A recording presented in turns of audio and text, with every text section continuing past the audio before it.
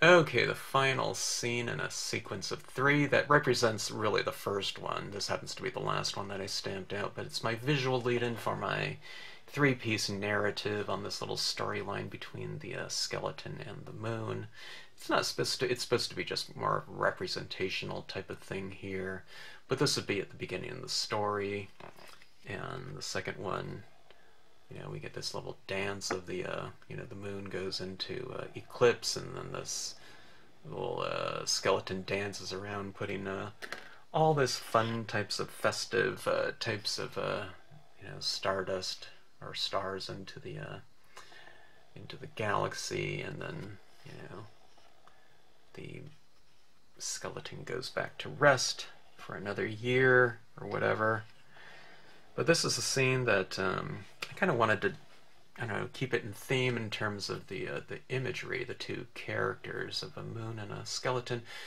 And as I started doing this, I started doing the grayscale. I thought, let's kind of keep this into a cooler color scheme, okay? So it looks fairly somber and still and quiet. But let's have some hint of the colors to come. This one starts moving off into kind of a darker but warmer tinged scene, kind of sepia-ish. And then the final piece would be much warmer and festive and lighter. So we go from dark, you know, to darker but kind of a festive theme in that second piece. And then we have this one right here. So this one's, like I said, it's the first one. But you know, I thought about doing the sequencing after, you know, the fact, so none of them really match up, you know, with a lot of visual bridges, as many as I usually like to do. But I don't know, I just had fun doing it and kind of working out with this kind of very loose theme or storyline. But anyways, a couple different phases of the moon here. These moons right here are off the Symmetry sheet, and this skeleton right there was from 100 Proof Press, so I'm happy to say that you can still get this stamp right here. It's R5023 in terms of the code. But yeah, my final little piece here, and like I say at the end of this video, I really need to spray these because as this dries and sets up, it's getting duller and duller, so I'll have a separate video where I spray seal these, and hopefully it brings back the vibrancy. But look at this, one of the things that I do in this video, see the see these little dots in here, these little stars, but look at it when I kind of, it catches the light in here, see that? Right here. I use the metallic gel pens in my Shuttle Art gel pen set. I'm not affiliated with them in any way. I just like the set that I got, and the certainly the price point for 180 pens for 20 some odd dollars isn't really too bad. And 180 refills come with it too. So I doubt if I'll ever use up any of the ink out of one pen, but it really made for a kind of a nice touch in here in terms of that little extra bit, you know, that you get from I don't know, holding this in the light. So kind of subtle little details like that really make a scene like this really fun for me to do. So anyways, hope you enjoy the video if you choose to watch it. A little bit longer in terms of the length of it, but you can always toggle ahead. But larger scenes tend to take a little bit longer, you know, anyway, inherently. So thanks for watching. Thanks for tuning into the channel. Happy holidays and happy Halloween to everyone. And my last Moon and the Skull video. Okay, I'm working on the third piece in a three-piece narrative. Okay. You can check out the previous two videos if you want to see what I'm talking about, if this is the first time you've tuned into a vid. But anyways, I've stamped out my clouds here. Okay, that's with the cloud cumulus, and no masking, just overlapping and re-inking of the image before each impression. Okay, and then within here I've created these kind of moon phases. Okay, there's a crescent, gibbous moon, and due to my kind of lack of, I have a full moon too, but I have this other moon that I'm going to use from the Symmetry sheet. It has a face on it, but this is my lead-in, so it's not supposed to be so, I don't know, it doesn't have to be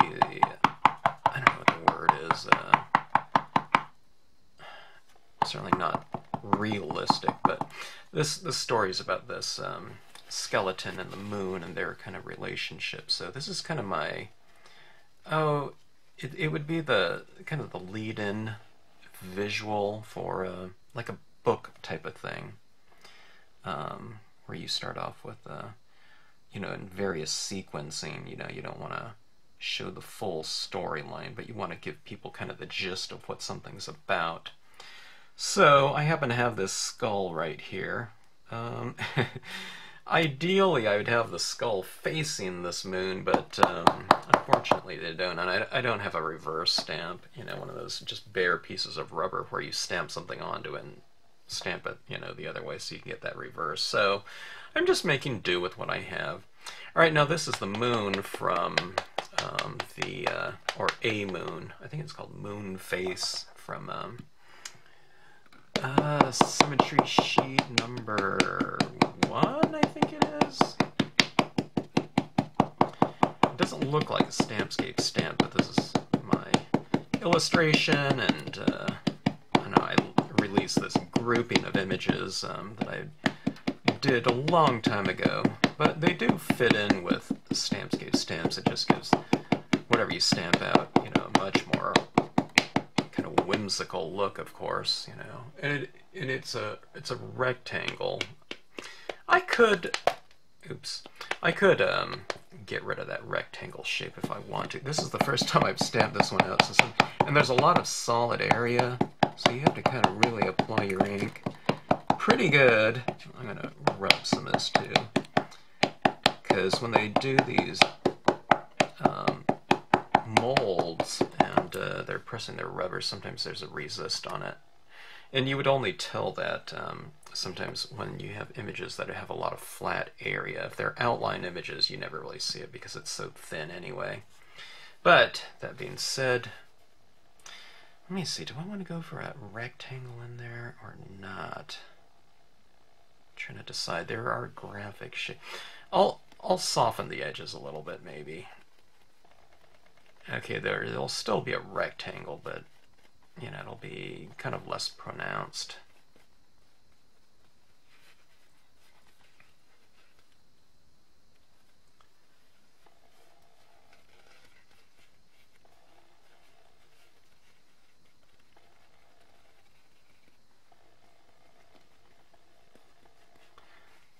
Okay.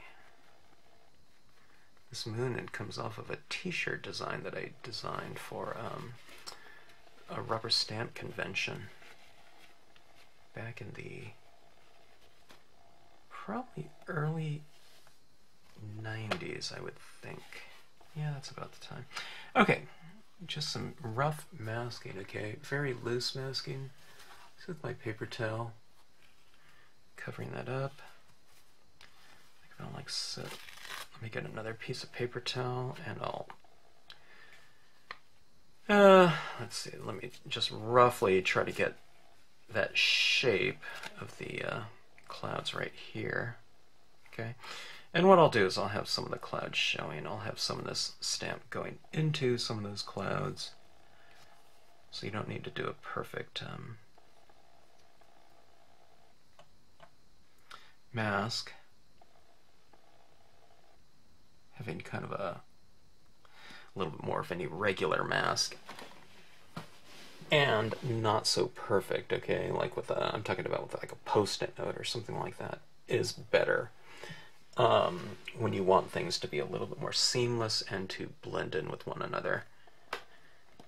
Now, this narrative kind of came about from doing the first scene of this, I don't know, I guess series. But I'm working backwards. I kind of did the middle scene first, and that kind of inspired me to think about doing something to go along with it. Sometimes that's the way it happens. You know, you kind of stamp something out, and I don't know, you might get kind of inspired by it, you know, in terms of how the visuals look. Okay, there's my moon face. Stamped a little bit lighter on this edge, but I'm going to be blending in some additional tones in here anyway. Alright, edge came out a little bit harder than I thought it was going to. Okay, now, this is one thing I was kind of wondering about doing. A lot of times I do not do real careful masking, but I do have these really round objects here with a very definitive outline, you know, especially like that skull and these two moons over here. So I was thinking I might have to do some careful masks with those objects right there. So what I'm going to do is I'll cut out some masks. It's like my first time doing that in, I don't know, quite some time. I rarely do careful masking. And I'll be back, and I'm thinking about putting in some, maybe the Milky Way stamp or something like that behind these guys. So these 3 images, and then we'll go on. Okay. I realized I didn't have to cut out 2 moons. I just have to cut out 1 moon. Okay, to cover up each one of those. And here's my skull. A little bit of under trimming, you know, so that there's not so much of a kind of that, I don't know, what do you call it, halo or whatever around my imagery. Alright, I have my Milky Way small image here. I can use the larger one, but I figured the smaller one might be easier to maneuver around my objects. And what I'm going to do, this is called the Milky Way, and it's just kind of this celestial, starry type of texture that I'll incorporate into this space here around the moons, around this imagery, and around that skull. I'm just stamping this, or inking it up in black. You can do it in all kinds of colors. I would recommend maybe a darker tone to make the contrast between your color and the stars stand out a little bit more, but you can certainly do it in lighter tones. I've seen it done in light blues and whatever. Okay, now our theme as far as our color schemes go are, I don't know if you can tell, there's a little bit of warmth in that tone. This one's the second piece, this one's my final piece here. So this kind of earthy tone colored scheme is something that I'll stick with here. You don't have to do that again, but just, you know, in terms of a thematic type of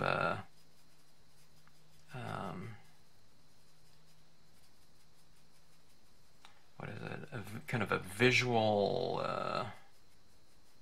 it's really early in the morning, so a visual bridge, that's what word I'm looking for.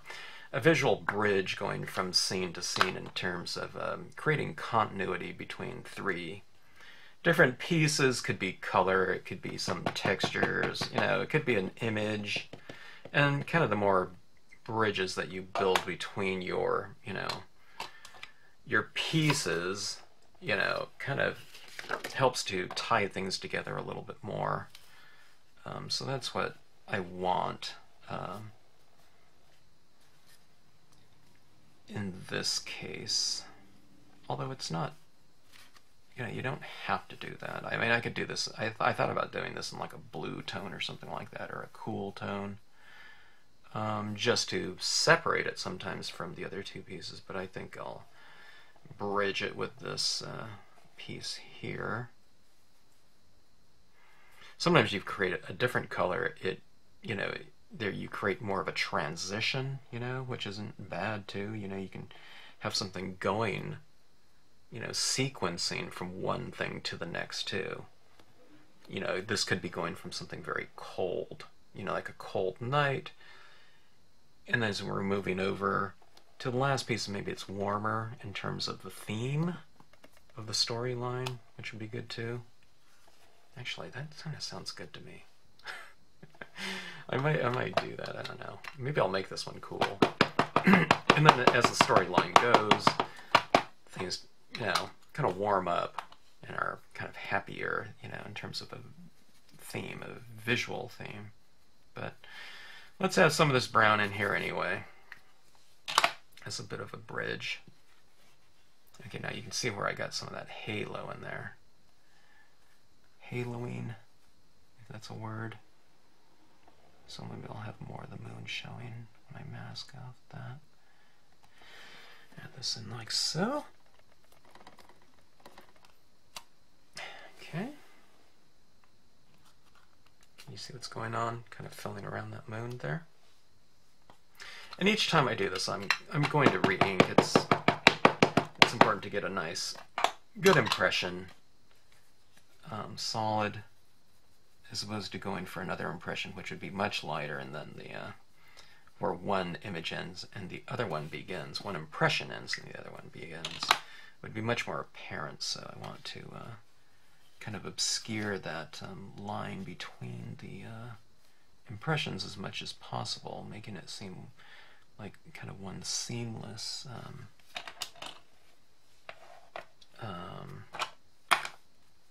composition.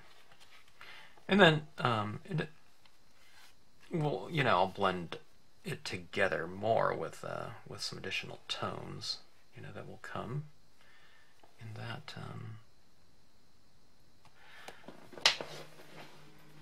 part of the video, or part of the scene. Okay.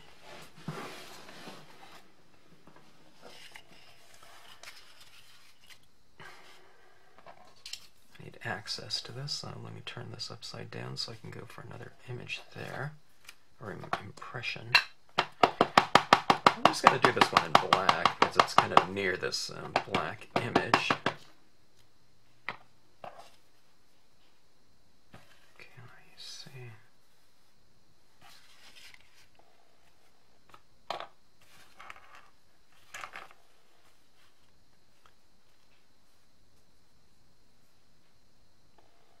I'm going to kind of alter the angle of this just for a little bit of variation. Now, you don't need to mask off your previous impressions of the Milky Way. Okay. Alright. Let's see here. Come over here a little bit. And just kind of fill in areas that you've missed. Okay, where's my moon mask? Here. Filling in here. Maybe I do need a second mask for that other moon. I was thinking that I wouldn't need it because I can just use that one, but I'll just try to get as close as I can to this other one. Here, I'll take it like that.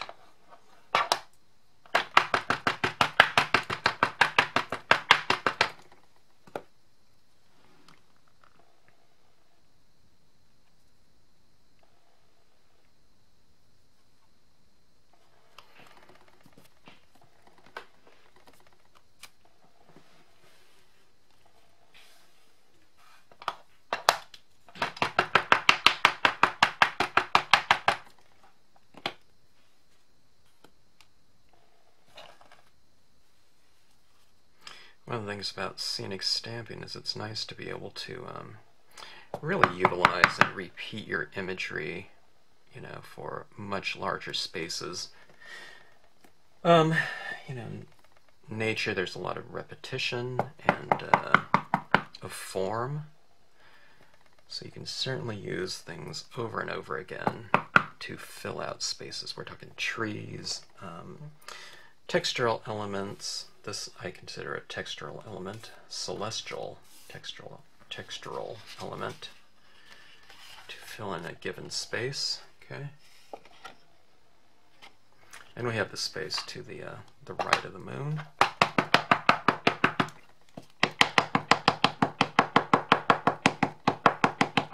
I need to re-ink my ink pad. Okay, let's see. I don't even know if I need to mask off the cloud up here. Maybe I do.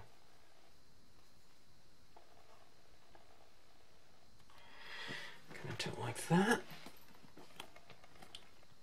So you can see the orientation of this stamp, the Milky Way, was changed around a lot. We don't want to just kind of build it up, you know, like brickwork, you know. Otherwise, the pattern of it becomes much more kind of apparent. So you want to kind of change the orientation of it with, I don't know, you don't have to do it with each impression, but you want to do it with a lot of them. And you can fill in a given space. All right.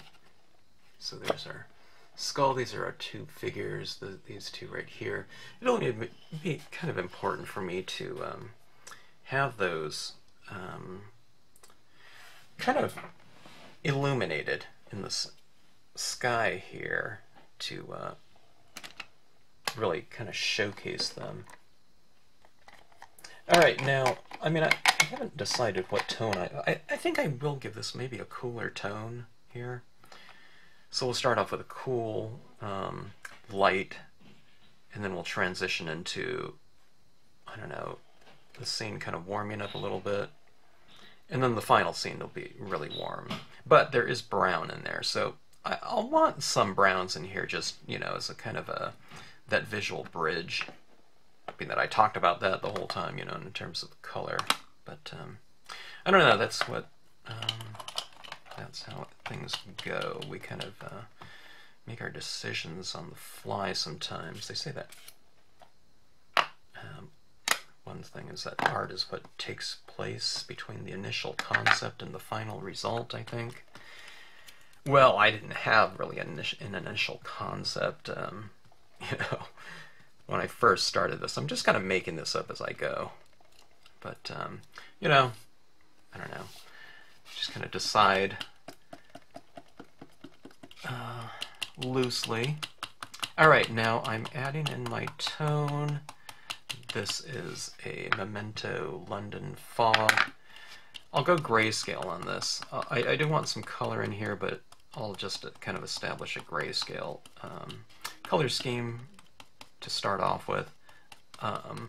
Now I do want some of these clouds to remain nice and illuminated, so I'm going to leave some of them a little bit light, okay?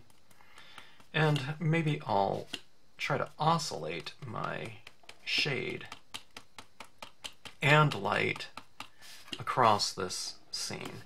Where you do that, it doesn't really matter. Just have some areas a little bit lighter and some areas a little bit darker. Just in general, I tend to like to make my perimeter a little bit darker, kind of like creating a vignette. And I think that kind of frames my scene off nicely to do something like that. And the same goes for some of these stars. If you want some stars to remain nice and light, then don't tone everything out. I would bring some of your color into, you know, some of it. But just again, it's just a matter of kind of the oscillation of light and shade. Okay, and it doesn't really matter too much, you know, about where you have it. I mean, naturally, if I have a sun or something like that, or a moon, I want those to be my kind of illuminating sources within the scene. You know, they're often the light source. The moon's often the light source. Barring kind of artificial light, you know, in a given scene, and the sun would be kind of the, you know, the light source in a daytime. So, you know, when it comes to those two things, I would leave them light, but, you know, on something like this, you know, we have so much texture, you know, which star should I, you know, have the brightest? Well, you know, again, it doesn't really matter. Okay, now this one, a lot of times I do leave, you know, my Milky Way forms a little bit lighter, but I do want, you know, the viewer's attention to go more towards these moon phases and certainly the skull. So I am going to bring in a decent amount of tone around them so that they stand out by contrast.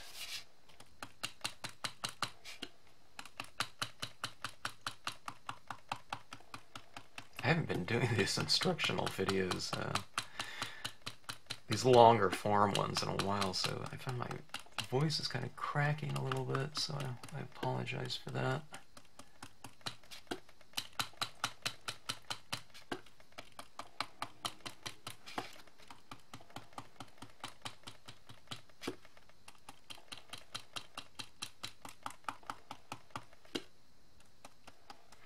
Put a little bit of tone on this moon.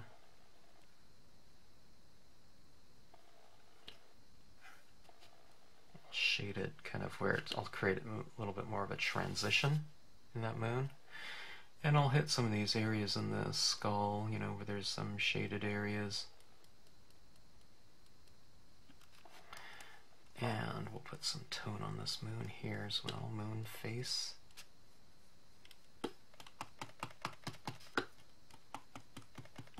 So the phases of the moon are to represent time, you know, and it's getting over here, it's getting almost full, so maybe there's this special night, you know, whenever the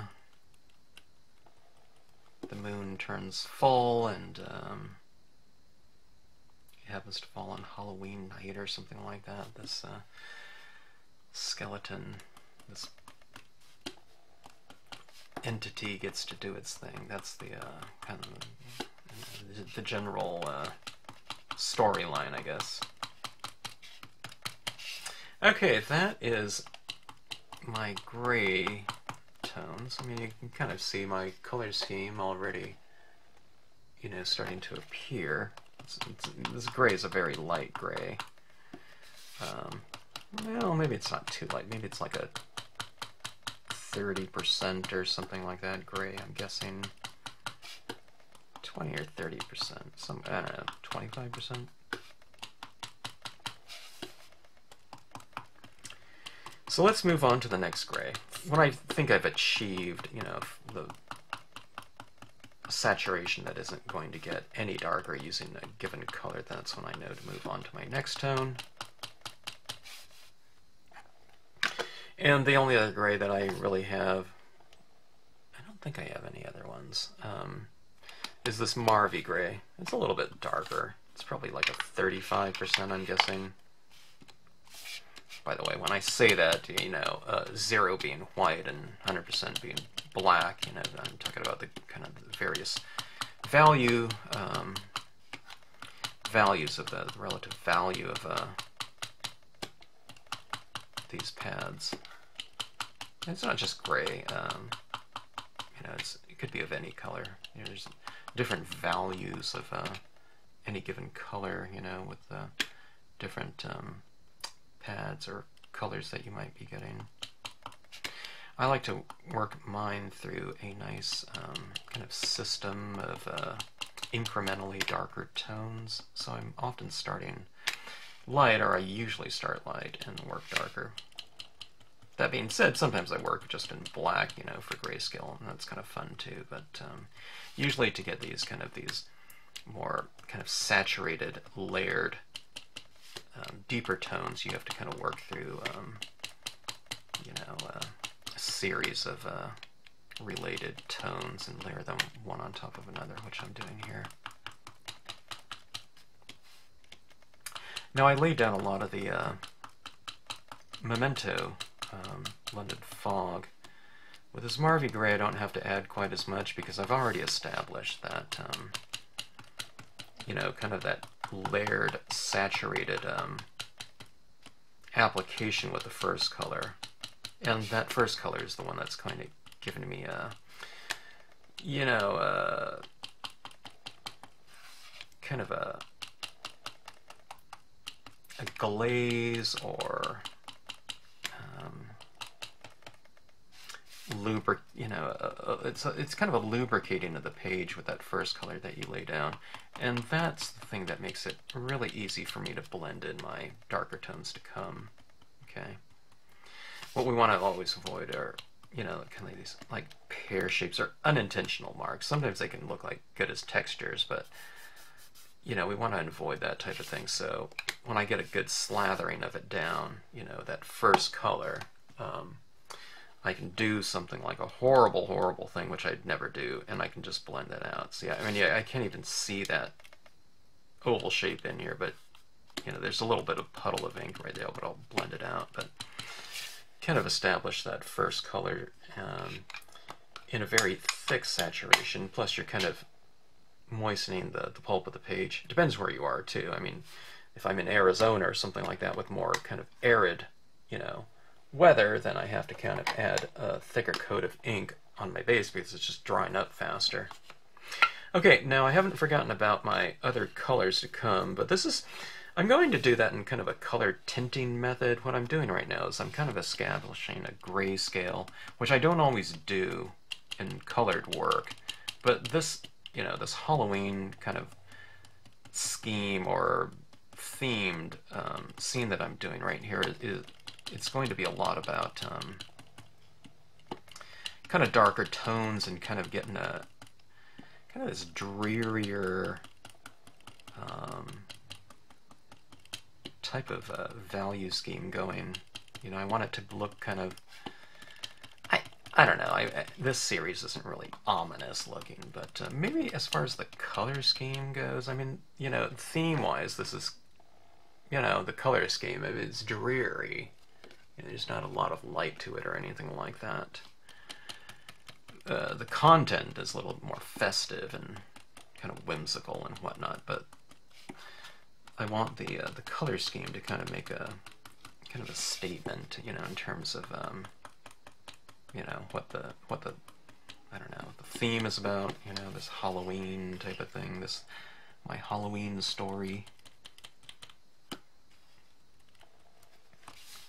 So we'll make it dreary and I don't know, maybe ominous, threatening. In terms of the color scheme, the theme of the story is not.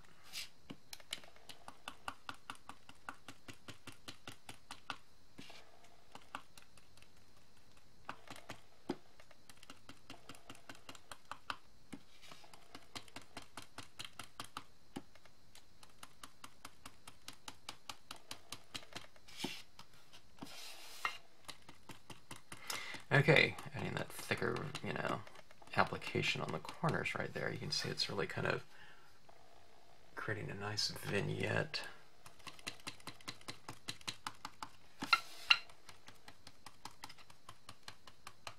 Doing these grayscale kind of color schemes come about pretty fast because I'm not working through so many different colors. Sometimes I layer on, I don't know, upwards of 6 layers sometimes of tone. This is just grayscale, a couple grays, black. You get kind of a nice, kind of a range of tones, you know, a full range of tones, starting with things that are very light, that you've retained, to something that's very dark, you know, which is the black, of course. And because I stamped out my imagery in black, black is the thing that is going to really tie it all together now, all these separate images. And when I'm applying black ink, it's really, you're applying just very light shades of gray in reality, okay? But you're using black ink because I'm using it with a, you know, a sponge tip, so it's not going on like a solid, you know, oval shape of straight black, okay? And you want that, though. You don't want it to go on so fast. You want to have kind of the more taps it takes to apply a given color to achieve a certain value of that color, the more control you have over it, because it doesn't come about so fast. All right, let's go and put some more color into this moon here, this full moon. I want it bright, and it's going to be the source of illumination, but let's give it a little bit of character and put a little bit more shade on one side, maybe.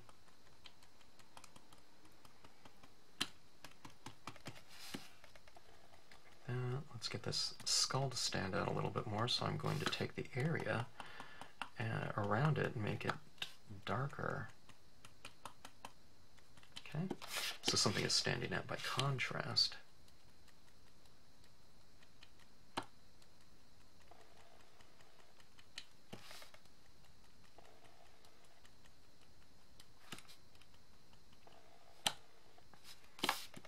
See, is that moon kind of, that skull kind of standing out a little bit more as I go?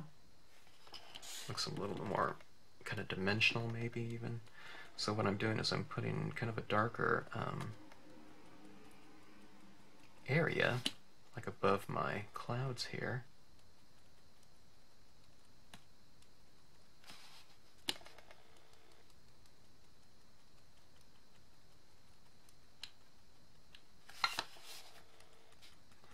So the clouds on the bottom, I'm putting this kind of more defining line above it, and where the clouds are above it up here, maybe I'll put a stronger defining line or tone, shade, whatever, below it. So the clouds on top are being bottom lit, the clouds on the bottom are being top lit when you do something like that.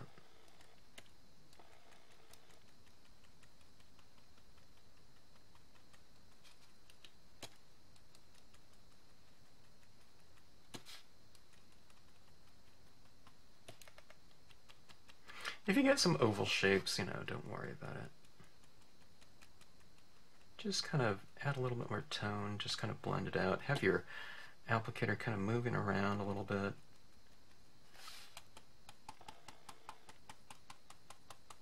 Just let it kind of develop nice and slowly, okay?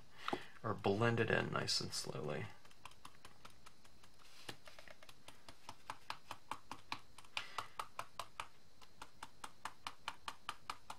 I guess slowly isn't exactly what I'm going for, but it's more of a blended in, controlled, I should say, more than slow. You can do it quickly, but just do it in a controlled manner.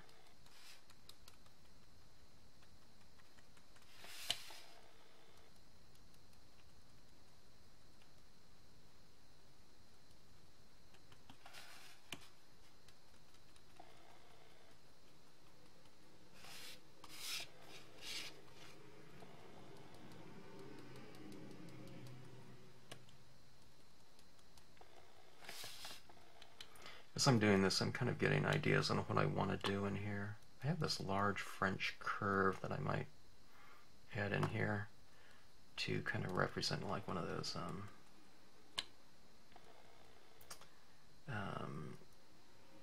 kind of moon chart diagrams, you know, kind of to show the path of the moon or something like that. Okay, now I've kind of placed a little bit of tone in between these two clouds just to, I don't know, create a little bit of visual separation in some areas. Here, and I'll kind of blend that out a touch.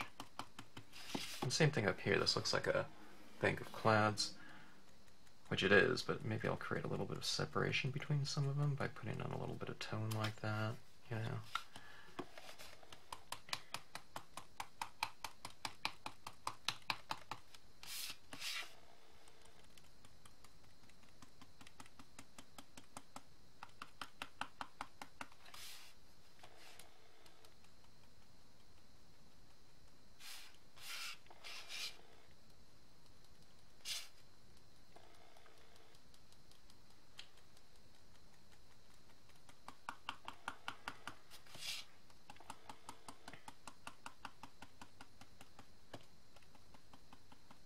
Kind of trying to make that moon seem a little bit more rounded by kind of shading off just like the right edge of it a touch, like so. See that? It's funny, my camera has face detection, so it's kind of focusing right on that face there. It recognizes a couple eyes and a nose, I guess.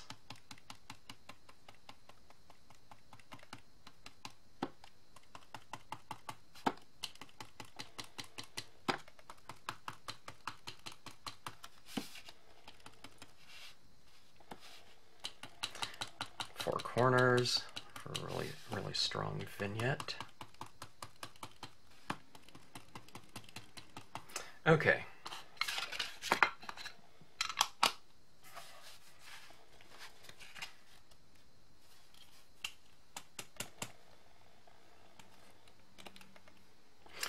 I have a bit of green in this tip right here. What I'm going to do is I'm going to I should wash out all my tips here.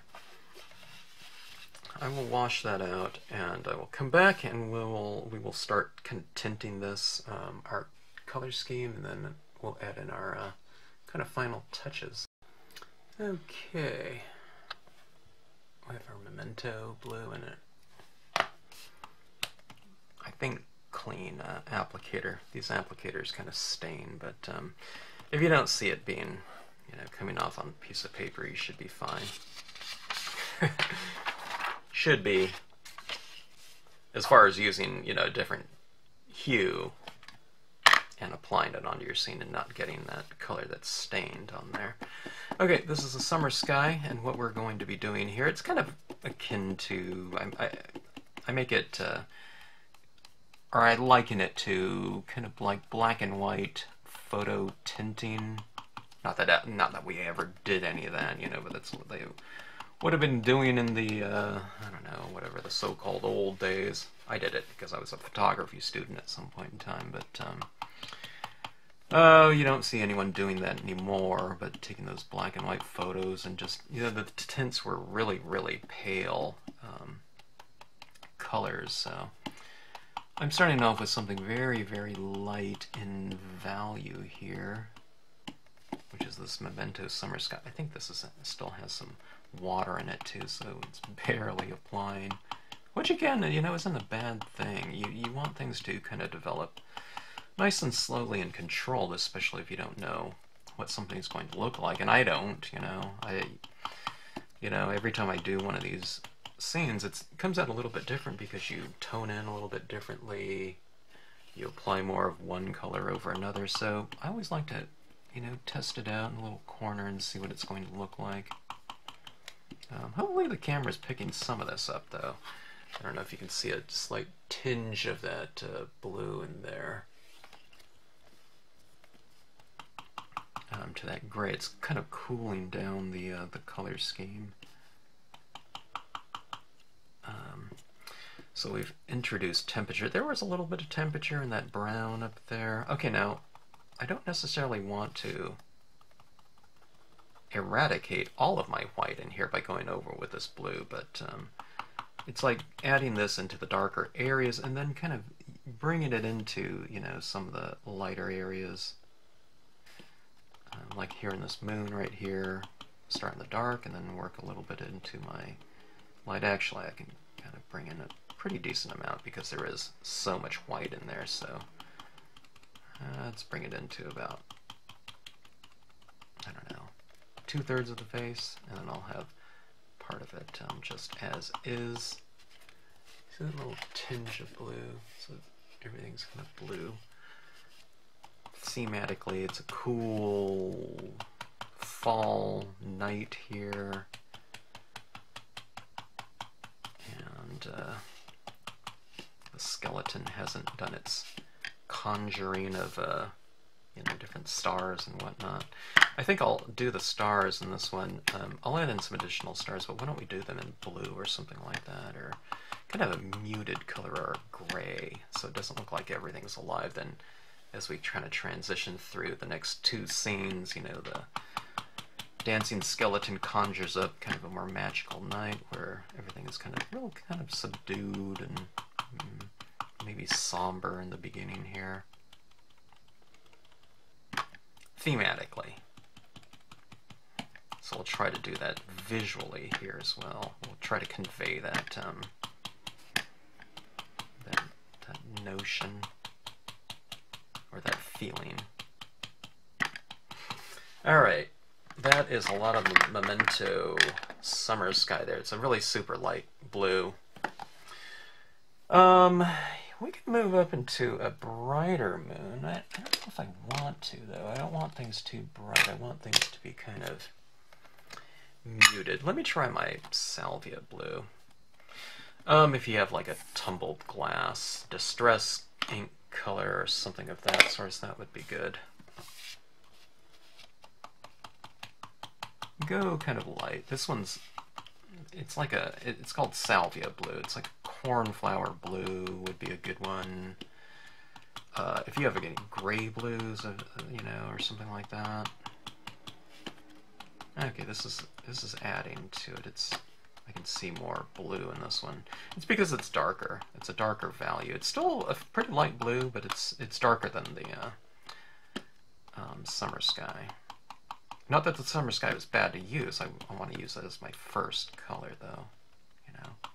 If you have it. So In other words, just start light and work incrementally darker if you can, you know, rather than going to like navy blue or something like that.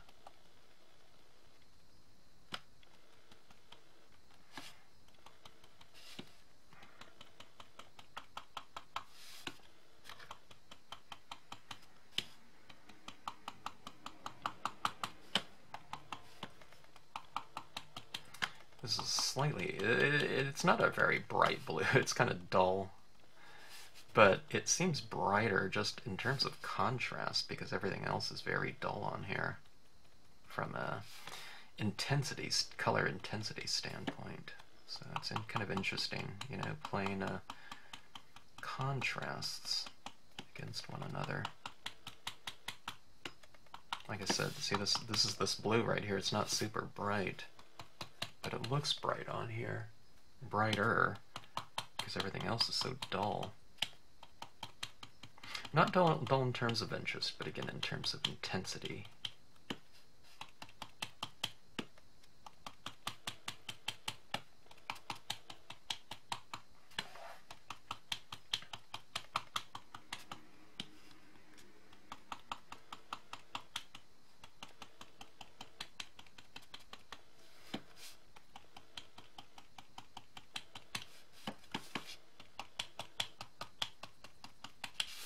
Alright, now, I talked about a visual bridge before. Why don't we do something where we have a little bit of warmth in here. Alright, let me try the Distress Inks, like an antique linen. I have a walnut stain here. There's that old paper, tea dye. Can't remember the names of all these different colors like that. Okay, let's try the tea dye or something like that. Let's say that this skeleton is going to be, you know, it's kind of the bright spot in the storyline, so let's add a little bit of warmth to it, okay? Yeah, let's go. That tea dye's a little bit darker than I want to start off with, at least. Let's go with the old paper here. Okay, let's see what that looks like. Okay, that's a little more of what I want.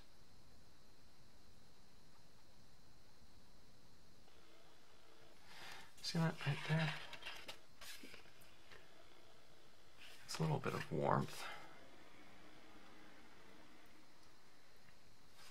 And then in this moon phase here, I'll put a little bit of warmth, kind of facing that skeleton. Okay, like that. And it's like this moon.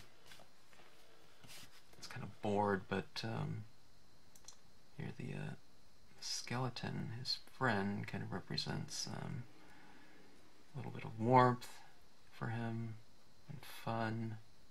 So I'll put this kind of warmth on the side of the face. It's facing our main character. Okay.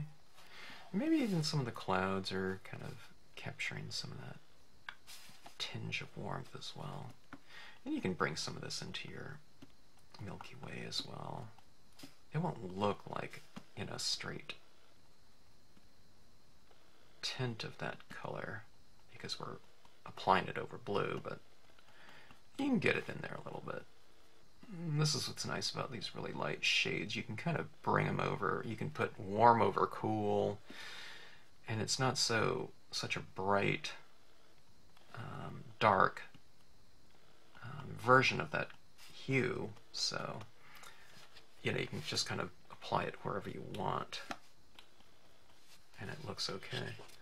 You see that right in there. You see where there's little areas of warmth. Let me add a little bit more here to this moon. About like so. So there's a little bit of warm and cool. It's not really picking up as well on this.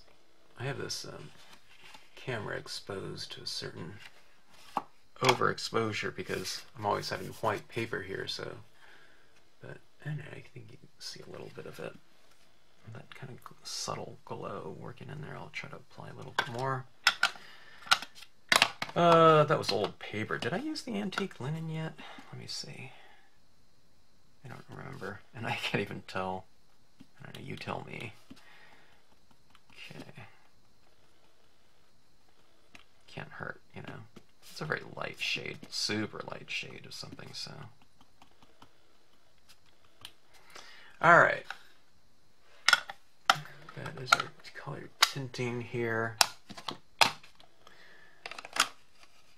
I do want an additional visual bridge or two in here.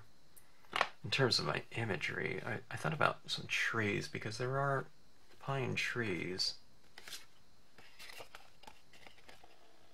in here. I don't want the reeds. The reeds will be, you know, kind of, I guess we could. I don't know.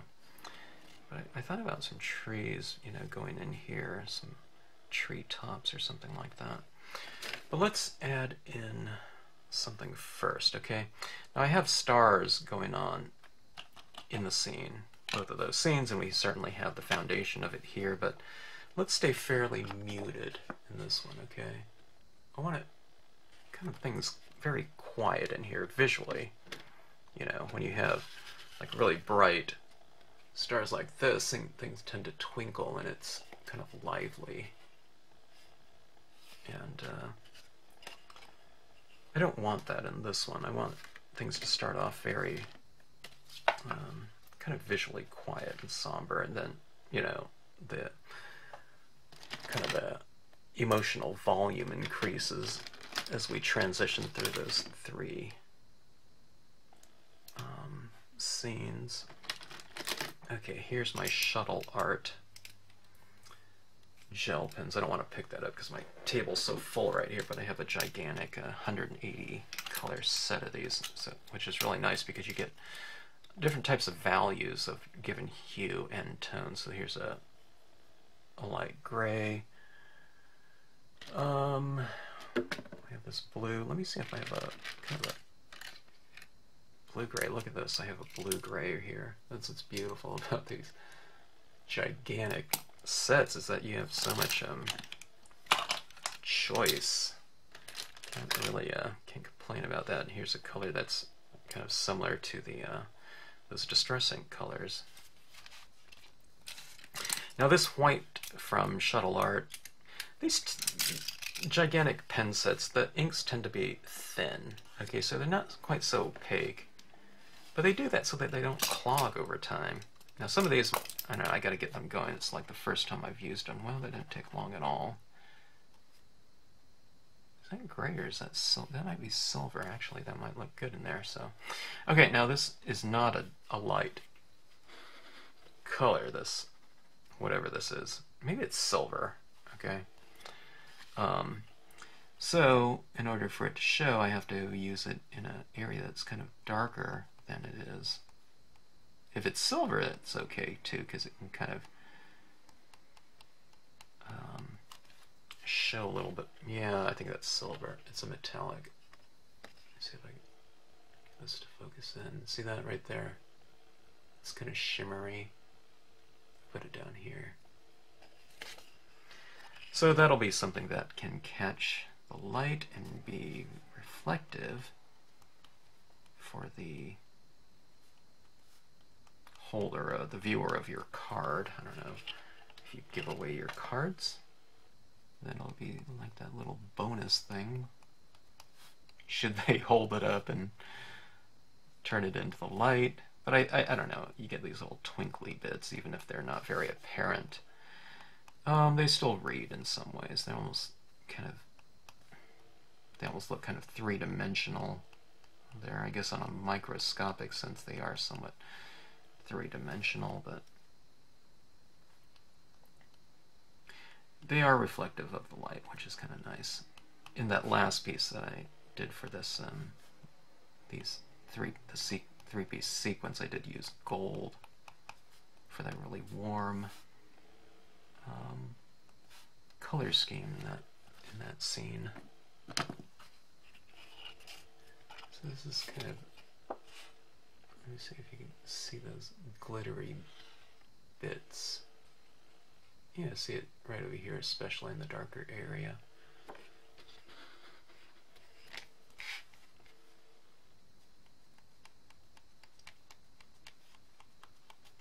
Kind of apply them in a little bit of a kind of random, non-symmetrical way. Everyone always puts them like a 1/4 inch apart, and that's my kind of tendency as well. Also, you can change the size of some of these dots, draw a larger one and smaller one just to vary your star sizes. Okay, that's that for that one. This is a blue-gray. Actually, this one's a metallic as well. It's kind of a blue-gray. This is really great. Oh, this is perfect. It goes a lot. You're not going to be able to see it at all. Let me try to zoom in here. I try not to zoom in too far because then I start working off scenes sometime and I kind of forget about it, but I'll try to remember here and try to keep it in screen. But I love adding these little additions like this.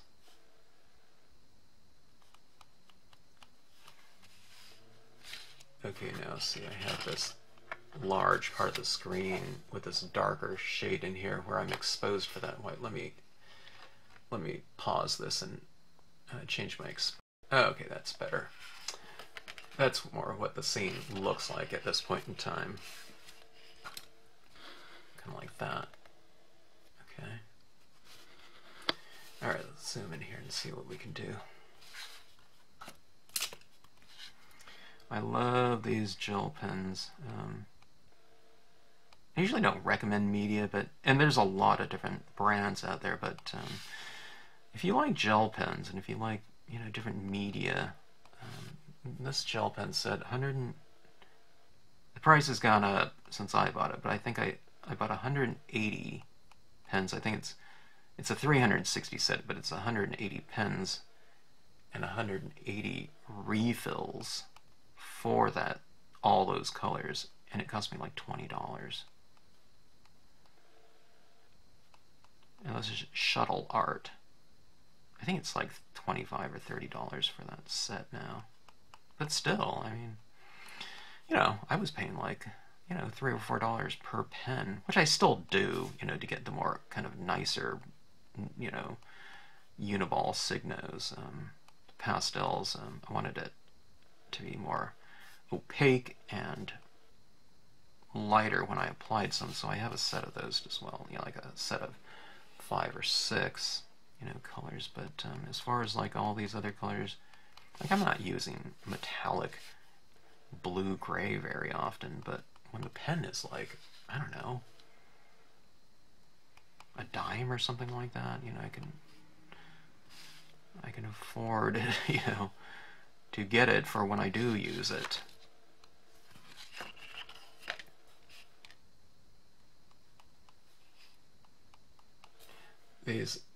There's no color written on the barrel of this, and there's no color written on the re-inkers, so should you happen to use all your inks, and you go to find the re-inker, I don't know where it is. I don't even know if they're really in order. They do have the packs kind of dispersed, in specific areas in between the pens, so I'm wondering if that relates to the location of the pen next to the re-inker. Did that make sense? Okay, here's my white. I'm usually using my Uniball Signo white, but this one is... It's okay in terms of its opacity, but what I found is that now maybe it really stands out because this scene is so dark. But I found that the colors underneath kind of show through it, which isn't bad. It kind of merges and becomes related a little bit more with you know, the surrounding areas, if you have colors, you know, underneath it kind of showing through. But sometimes I want something a little bit more, most of the times I want things a little bit brighter, so I use my Uniball Signo white pen. But hey, for a, you know, this pen, for, you know, for what it cost, it's not really too bad. And like I said, I think they have the formulas down these days where it just doesn't clog as much, and that's why it is a little bit more translucent and thinner, so it won't dry in your pen. Sometimes I'm using the Uniball Signo one, and it's such a nice, stark, bright white. But I'm finding I'm wiping the tip quite often because it's real chalky and it dries, you know, very quickly on the tip. Okay, see I'm clustering some stars here and there. The lone one, a small star, and a larger one. Okay, and kind of trying to do that throughout.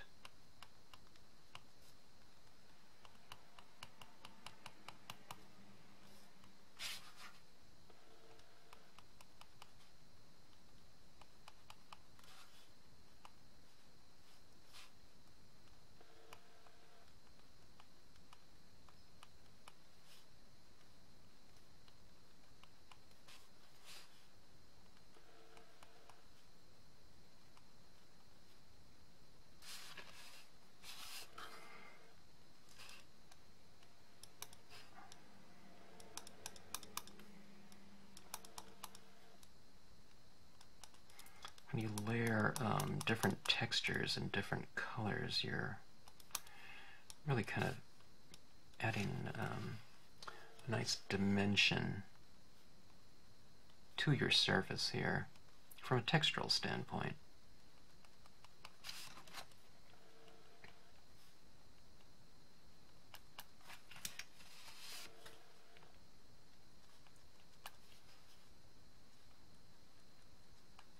Let's see what this is looking like overall. Okay. Glare.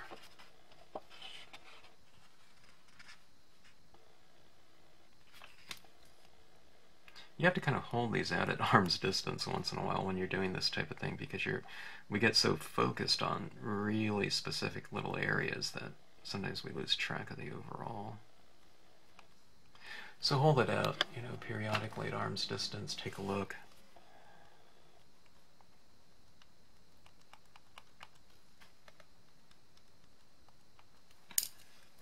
Okay. No, I can do this forever. I'll try not to on this scene. Certainly you have the toggle switch and you can, you know, fast forward, you know, 15 minutes at a time and see how this is kind of coming along.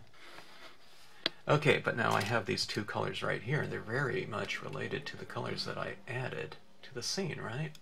What's great to go back in and to introduce these types of tones now in a texture. So we have that from a theme, you know, this kind of color scheme. So you're kind of bringing everything together. You're making things very much related to one another.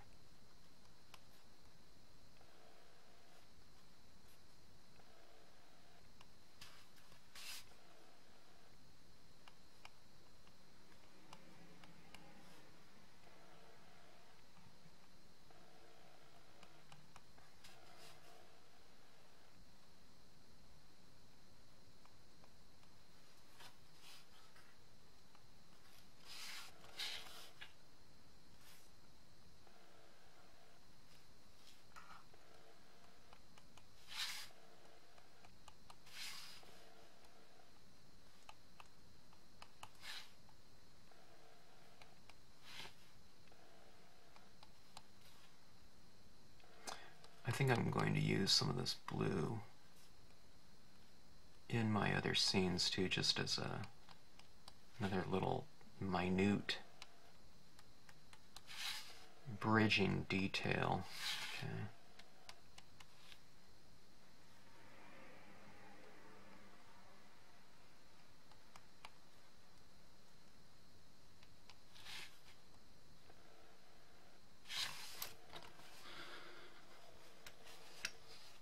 let's take some of this and add a couple blue stars in here, or dots.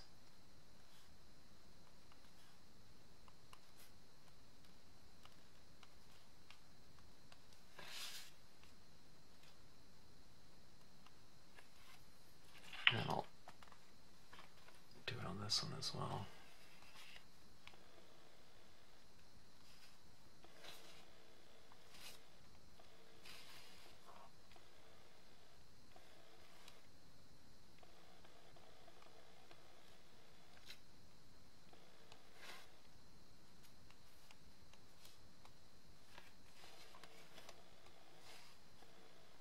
It's very subtle. I mean, it's not like I look at this and I think, oh my god, there's a bunch of, you know, blue dots in there just like the first one or something like that. But I think that at some level there's, you know, things like that are registering. It just creates, you know, a little bit more harmony, kind of harmony in the details between the, you know, the sibling images. Okay, this is kind of that pale orange colored one. I don't know if I have any other colors. Yeah, here's one right here. That would be good. Look at that. Look at how close these are. But I like having kind of those options like that in a gigantic set. A very affordable set as well.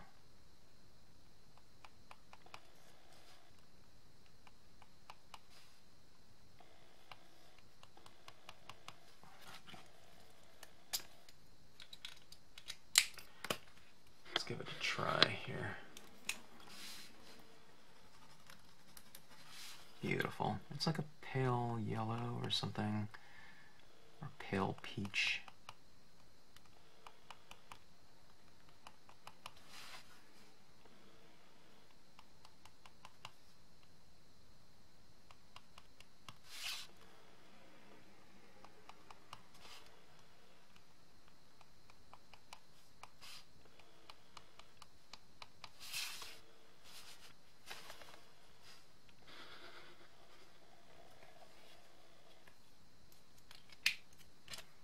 Okay,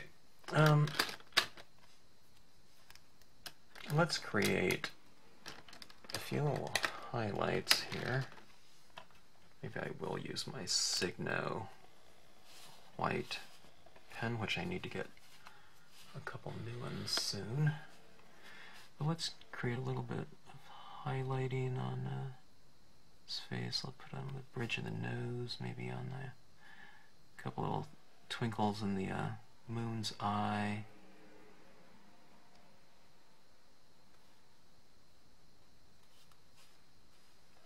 That skull. Maybe there's a little bit of a kind of highlights on some of the cheekbones or something, just to give it some extra dimension. Here's some teeth. You know, you can put a little highlight on maybe, just to make some areas stand out a little bit more from a dimensional standpoint.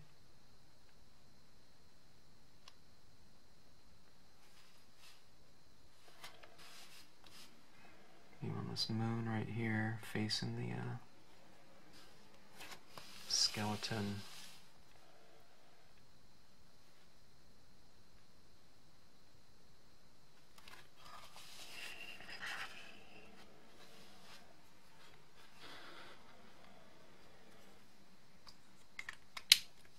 Now, I'm trying to decide if I want to add anything else around the skeleton. I can make that skeleton look a little bit more magical, but I don't know if I want to do that at this point in time. It already is a kind of a powerful image, you know, in terms of this visual here. Usually the lead-in image is very quiet and smaller. And then as you move through the sequencing, it becomes louder and louder and louder and more active. I'm kind of working opposite here because I thought about doing this after the fact, you know, and I don't want to redo this one in a larger format. So I think I'll just leave it as is, but let me get to those foreground trees, I think, and then this one will be done. Okay, let's do this in the VersaFine. Let me zoom out a little bit here. I think I'm going to use, I was just going to use this pine and just repeat it over and over again, but I think I am going to use this cluster of them just for a little bit of variation. I could make that one stamp look fairly varied, but I thought, let's just use this one. I have it right here anyway, in addition to, Okay, now I'm just going to be using the tops of it. I tend to ink up more than I think I'll need, though, because I don't want to say, okay, I'm going to use the 1 inch right here, because I'm going to use 1 inch of it here, then I stamp it out and I raised it a little bit higher, and suddenly we get this space, you know, below it that isn't covered, so. Alright, let's see. Let's go like this. I could have some of that tree going up into that moon. We'll see.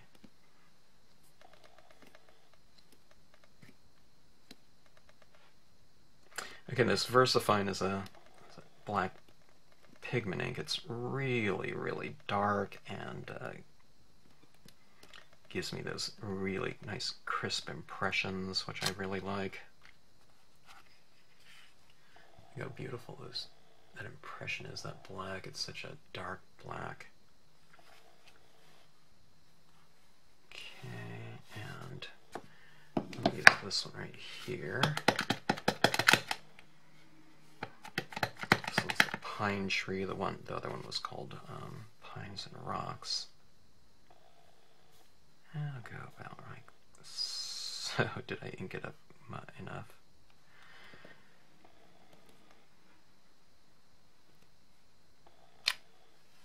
Okay, a little bit of a taller one.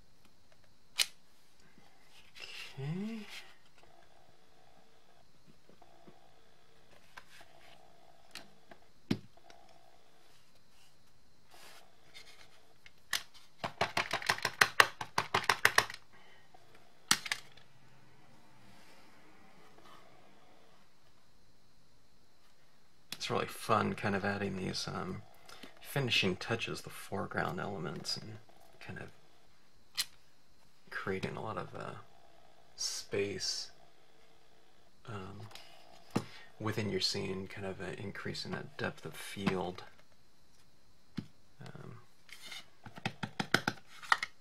With the things that are,